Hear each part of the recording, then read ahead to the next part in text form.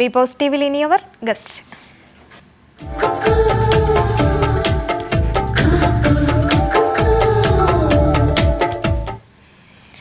Thiruvananthapuram regional cancer സെൻ്ററിലെ assistant professor doctor രാജീവാണ് ഇന്നിപ്പോൾ നമുക്കിപ്പം ബി പോസിറ്റീവിൽ അതിഥിയായിട്ടുള്ളത്. അദ്ദേഹം നല്ലൊരു കലാകാരൻ കൂടിയാണ്. കഥകളിയും മൃദംഗവുമാണ് അദ്ദേഹം കോൺസെൻട്രേറ്റ് ചെയ്യുന്ന ഫീൽഡുകൾ. ഏതായാലും അദ്ദേഹത്തിൻ്റെ വിശേഷങ്ങളിലേക്ക് തന്നെ പോകാം. ആദ്യം രാജീവ്, സ്വാഗതം. ഇപ്പോൾ ഡോക്ടർമാരുടെ ഇടയിൽ ഇപ്പോൾ നർത്തകരെയോ രാഷ്ട്രീയക്കാരെയോ ഒക്കെ കണ്ടെത്തുക എന്ന് പറഞ്ഞാൽ വലിയ ബുദ്ധിമുട്ടുള്ള കാര്യമാണ്. ഒരുപക്ഷെ അവർ പഠിക്കുന്ന സമയത്ത് പ്രതിഭകളായിരുന്നിരിക്കാം, പക്ഷേ സ്റ്റെതസ്കോപ്പ് കയ്യിൽ വരുന്നത് കൂടി ഒരു പക്ഷേ അവരിതെല്ലാം മറക്കുകയാണ്. എന്താണ് അതിൻ്റെ ഒരു മനഃശാസ്ത്രം? അതിൽ നിന്ന് തന്നെ തുടങ്ങാമെന്ന് തോന്നുന്നു ആദ്യം. സത്യം പറഞ്ഞാൽ അതൊരു ശരിയായിട്ടുള്ളൊരു ഒരു പ്രസ്താവനയായിട്ട് എനിക്ക് തോന്നുന്നില്ല. കാര്യം എന്താണെന്ന് വെച്ച് കഴിഞ്ഞാൽ, ഞങ്ങൾ മെഡിക്കൽ കോളേജിലൊക്കെ പഠിക്കുന്നത് ഇന്നും ഡോക്ടർമാരുടെ ഇടയിൽ നന്നായിട്ട് കഴിവുകളുള്ള കലകൾ ചെയ്യുന്ന നിരവധി ആൾക്കാരുണ്ട്. അവർക്ക് അതൊരു തൊഴിലായിട്ട് പുറത്തേക്ക് കൊണ്ടുപോകാൻ പറ്റുന്നില്ല എന്നുള്ളത് മാത്രമേ ഉള്ളൂ. അതായത് ഗംഭീരമായിട്ട് ഡാൻസ് ചെയ്യുന്നവരുണ്ട്, അന്തസ്സായി കച്ചേരി നടത്തുന്നവരുണ്ട്, വളരെ ഗംഭീരമായിട്ട് ചിത്രം വരയ്ക്കുന്ന പെയിൻറ്റിങ് എക്സിബിഷൻ നടത്തുന്ന ഡോക്ടേഴ്സുണ്ട്. അപ്പോൾ ഇവരെയൊക്കെ പുറത്തോട്ട് കൊണ്ടുവരുന്നത് വളരെ കുറവാണ്, ഇവരെ അറിയുന്നവരും വളരെ കുറവാണ്. കാര്യം അവരുടെ തൊഴിൽ വേറെയാണ് എന്നുള്ളതുകൊണ്ട്. അപ്പോൾ അവരുടെ ഉള്ളിലൊക്കെ കലാകാരന്മാർ ഉണ്ട്. രണ്ടാമത്തെ ഒരു കാര്യം എന്ന് പറയുന്നത് സാഹചര്യം, അത് അവരുടെ കുടുംബം എന്താണ് എന്നുള്ളതാണ് പ്രധാന കാര്യം.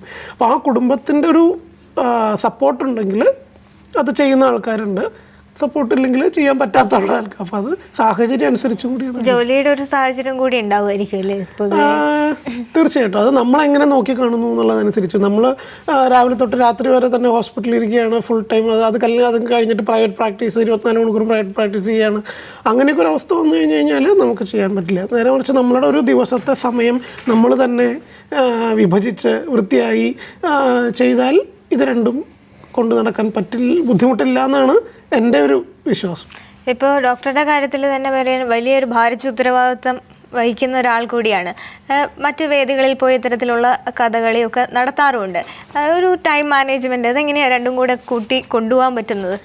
പ്രധാനമായിട്ട് എൻ്റെ കുടുംബത്തിൻ്റെ സപ്പോർട്ട്, അതൊന്നുകൊണ്ട് മാത്രമാണ് ഞാനത് ചെയ്യണം, അല്ലെങ്കിൽ എനിക്ക് ചെയ്യാൻ പറ്റില്ല.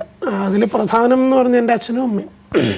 അപ്പോൾ അവർ രണ്ടുപേരും കുട്ടിക്കാലം മുതലേ ആ ഒരു ഇതിൽ കുടുംബത്തിൻ്റെ സപ്പോർട്ടാണ് പ്രധാന കാര്യം. രണ്ടാമത് അച്ഛൻ്റെ ഒരു നിർബന്ധം. അപ്പോൾ അച്ഛന് ഞങ്ങളെല്ലാവരും മക്കളെല്ലാവരും ജോലി ചെയ്യുന്ന കലാകാരന്മാരായിരിക്കണം എന്ന് നല്ലൊരു വാശി ഉണ്ടായിരുന്നു. വാശി കൊണ്ട് മാത്രം കാര്യമില്ല, ദൈവാധീനവും വേണം. അത് രണ്ടും കൂടി ആയപ്പോൾ അതങ്ങ് നടന്നതാണ്. പിന്നെ ഇപ്പോഴും എന്നെ കഥകളി പഠിപ്പിക്കുന്നത് എൻ്റെ ചേച്ചിയുടെ ഭർത്താവാണ്. എനിക്ക് ചേട്ടൻ പോലെ തന്നെയാണ്. കലാനിലയം ഗോപി എന്ന് പറയും.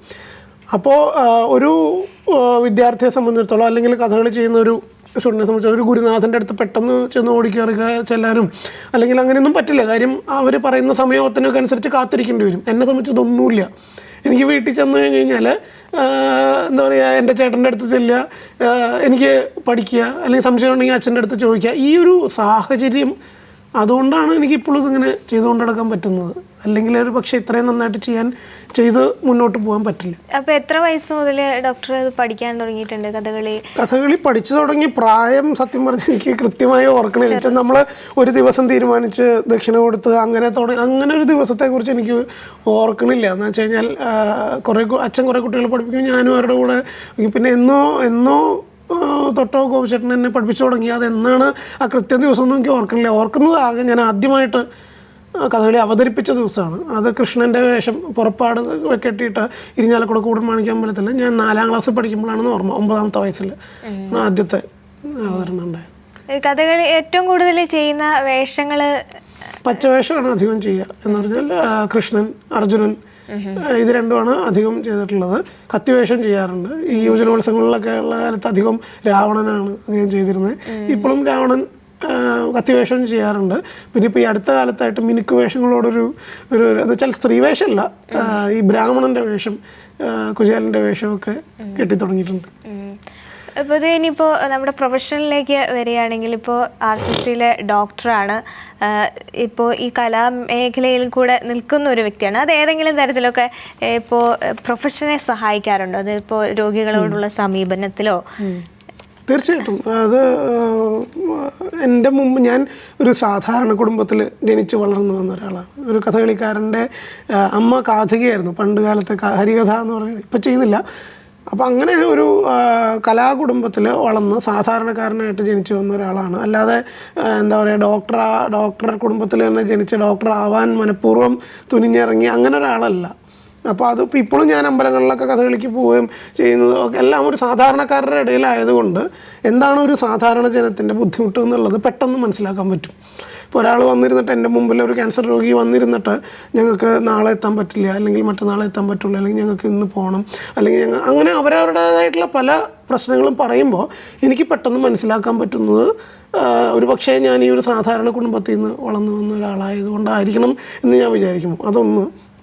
രണ്ടാമത്തെ കാര്യം, കമ്മ്യൂണിക്കേഷൻ എന്ന് പറയുന്ന ഒരു കാര്യം. നമ്മൾ മറ്റൊരാളുമായിട്ട് പരസ്പര ആശയവിനിമയം, ഈ കഥകളി എന്ന് പറയുന്നത് ഒരു ആശയവിനിമയമാണ്. അതും സംസാരമില്ലാതെ നടത്തുന്ന ഒരു ആശയവിനിമയമാണ്. അപ്പോൾ സംസാരമില്ലാതെ ആശയം വിനിമയം ചെയ്യാനായിട്ട് നമ്മൾ പഠിച്ചു കഴിഞ്ഞാൽ പിന്നെ സംസാരിക്കുമ്പോൾ അത് കുറച്ചുകൂടി എളുപ്പമാവും. അപ്പോൾ ഇപ്പോൾ ക്യാൻസർ രോഗികളുടെ മനസ്സ് അറിഞ്ഞ് അവരെന്താണോ മനസ്സിൽ കരുതുന്നത് എന്ന് വിചാരിച്ച് അവരുടെ കൂടെ നിന്ന് കൊടുക്കാനും സാധിക്കുമ്പോൾ അവർക്ക് പെട്ടെന്ന് നമ്മളോടൊരു അടുപ്പം തോന്നും. അപ്പോൾ ഇങ്ങനെ ആലോചിക്കുമ്പോൾ പലതരത്തിലും അത് ഗുണം ചെയ്തിട്ടുണ്ട്. പിന്നെ മൂന്നാമതൊരു കാര്യം, എൻ്റെ വ്യക്തിപരമായിട്ടുള്ള ജീവിതത്തിൽ, അതായത് എൻ്റെ സുഹൃത്തുക്കളൊക്കെ അവർക്ക് റിലാക്സ് ചെയ്യണമെങ്കിൽ 1-2 ദിവസം അവർ പറയാറുണ്ട് പല 3-4 സിനിമയ്ക്ക് പോകണം, അങ്ങനെ കാര്യം. എനിക്ക് സത്യം പറഞ്ഞാൽ ഒരു കഥകളിപ്പോൾ ഒരു കഥകളിപ്പോൾ ഇരുന്ന് ഇത് കഴിഞ്ഞൊന്ന് കേട്ടാൽ, അല്ലെങ്കിൽ ഒരു കഥകളി കാണുക എന്തെങ്കിലും ചെയ്തു കഴിഞ്ഞാൽ ആ ദിവസം ഫ്രഷാണ്.